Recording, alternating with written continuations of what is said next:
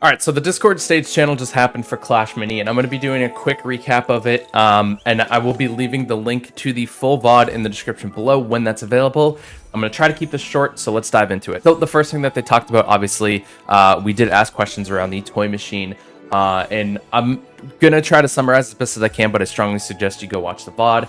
But basically, the idea is that they implemented it because they felt like there was a fun, exciting way to unlock new characters, unlock new skins, everything like that. And they agreed that they could have executed the system a little bit better. And they are taking feedback from the community and going to be implementing that feedback into future updates if there are future updates to implement it into. They didn't really mention anything about global. They're still taking feedback. They're still looking at data.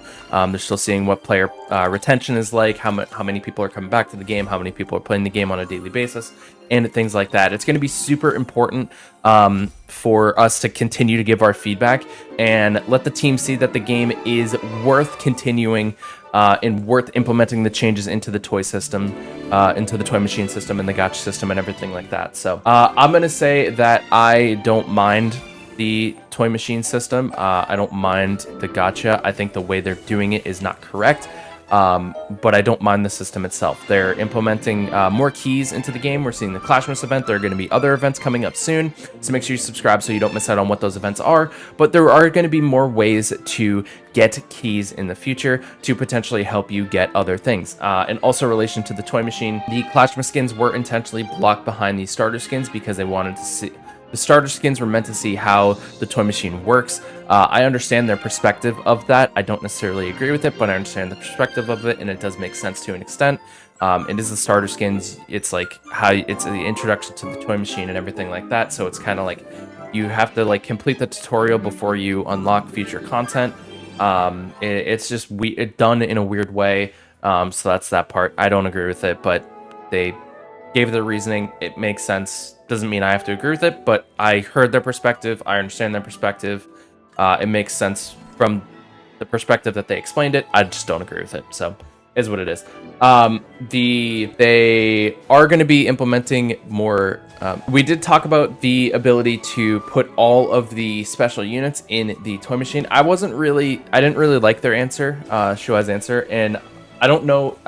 I don't know if it was a language barrier. It could have been the language barrier, which is perfectly fine. But he did say that they were considering, they were taking the suggestion of putting all special units, special minis, I should say, inside one toy machine. They talked about, because Abdul had asked a question, like, if I'm working on the toy machine banner of Dark Prince and Sailor, and I want to unlock Dark Prince, but I got Sailor, would there be an option to kind of letting the player choose which one they want? And then they said they didn't want to have like a fixed linear progression to be able to like, oh, you have to get this unit first, then you have to get this unit, or you get to choose that. So then I asked with the follow-up question of like, but if you don't want a fixed linear progression for unlocking new units, why do you have to unlock Hog Rider first, then you can unlock Decoy Adept and Chompy, then you can unlock Dark Prince and Sailor. I was like, why not just throw them all in one time machine, in one toy machine? And he had basically said that because they unlock at different sets, earlier sets are theoretically easier units to use, and later sets are more difficult units to use, and everything like that. So I was like, well, then why don't you put, you just said you don't want a fixed progression, so why don't you put the, once you hit set 4, then in the unit, the special mini banner in the toy machine, it then adds Chompy and Decoy Adept, because like somebody for me on my free-to-play account, I was very lucky and got Hog Rider before I even got to set 4. But for people who don't have Hog Rider and are also at like set 5, then they should have the ability to unlock Hog Rider, Sailor, Toy Machine, Hog Rider, Sailor, Dark Prince, Decoy Adept, Chompy, whatever. They should have the ability to unlock any of those. They shouldn't have to be tied into spending 80 keys to get Hog Rider, then 80 keys to get Chompy, then 80 keys to get Decoy Adept, then 80 is the guarantee, like you could get it in less, but you get the point. So I was like, let everybody just kind of like throw it all in one pool and let people like get what they get. You're talking about you want this randomized progression in terms of the special units, but then you also don't want this fixed progression, but you're locking set 4 special minis behind set 3 special mini and whatever. So I just said, just throw it all in one machine, and when people get to that set, then those prizes get added in, and let it be that. So that was really all the things with the toy machine. Those are all like the major points of it. So they are working on changes. They are listening to feedback. They're adding more keys in like right now. They're putting in challenges. They're doing other things that will be coming soon. So we'll have to see what those changes entail and how it feels. I know people don't like the gotcha system. I like the idea behind it. I don't like the way it was implemented. I do like the idea behind it. You're obviously welcome to disagree with me. I know a lot of people will. But my take on it is there's no power progression. This is my stance on it. There's zero power progression when it comes. Once you unlock a mini, not hero mini, it's maxed out, right? The collector hero upgrade promotions are behind certain collector levels and everything like that, and I'll talk about that in a little bit. But whereas in Clash Royale, Clash Royale, I'm using you as an example. You have fallen victim. You can unlock the new unit, but then you can't use it until it's level 15. So you can either drop a couple $100s to max it out to level 15, or you can play for like 6 months to unlock that one card and max it out to level 15. So sure, you can unlock it, but then you can't use it. And there's also different rarities and things, like champion cards are much harder to get. Legendary cards are much harder to get. I would almost guarantee that if you started an account for Clash Clans, Clash Mini, Brawl Stars, and Clash Royale all at the same time, Clash Mini would be the account that you get maxed out first. So despite whatever gripe you have with the toy machine, it's still extremely free to play friendly. It's more pay to progress than pay to win. I will die on that hill. Just because you can unlock a mini doesn't mean you're good at the game. You still have to get better and improve and be good and still be able to win, have strategy, everything like that.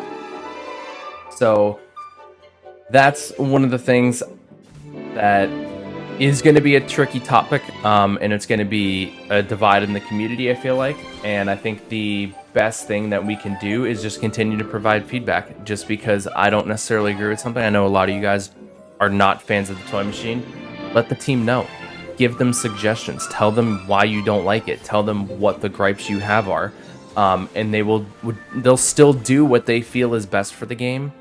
But what it's going to come down to is being able to find that happy medium for the players and for the team itself. So the team is still going to do what they feel is right, but they'll still listen to your feedback along the way. They've been listening to feedback. They've been taking the feedback that content creators are putting in their videos, that you guys are leaving on Reddit and Discord and tagging Frame on Twitter and everything. I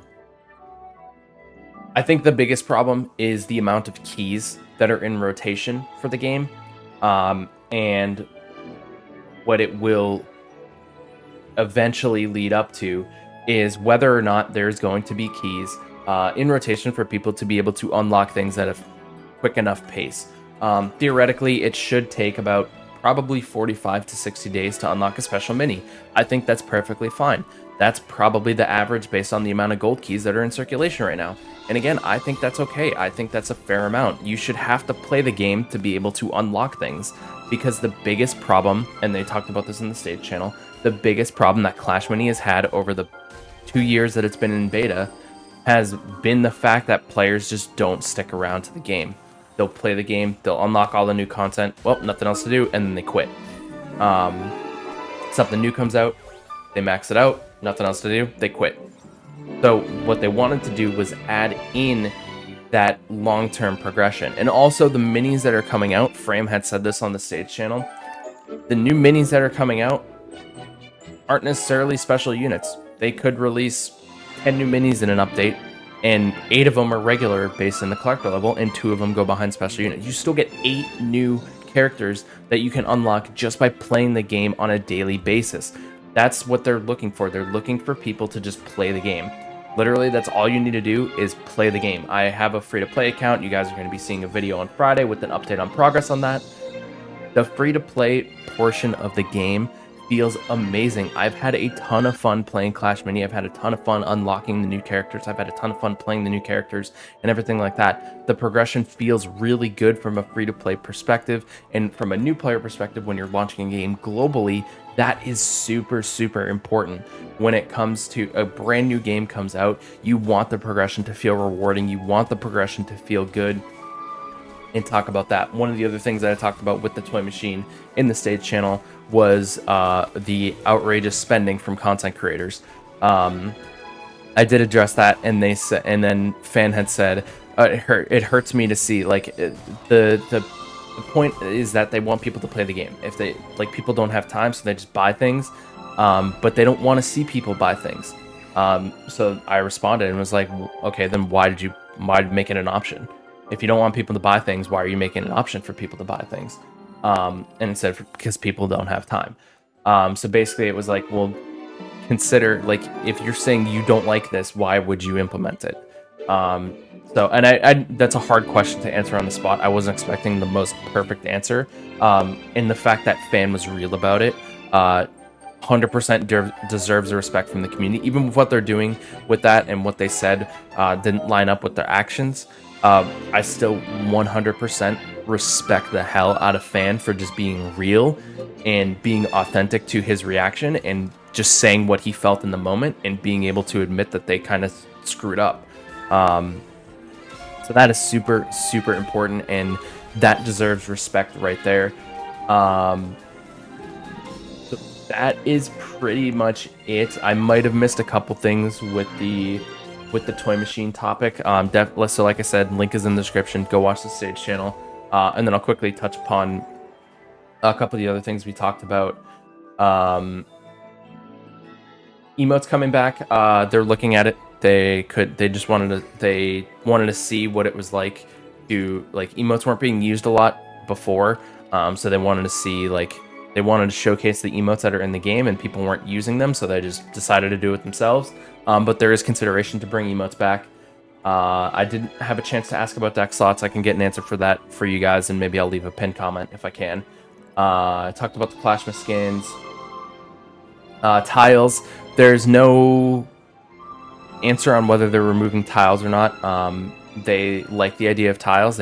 They notice that when a new tile comes out, the units that are played switches up, so that it's working as intended. But they said maybe the tiles need to be tweaked a little bit, so it's not as oppressive.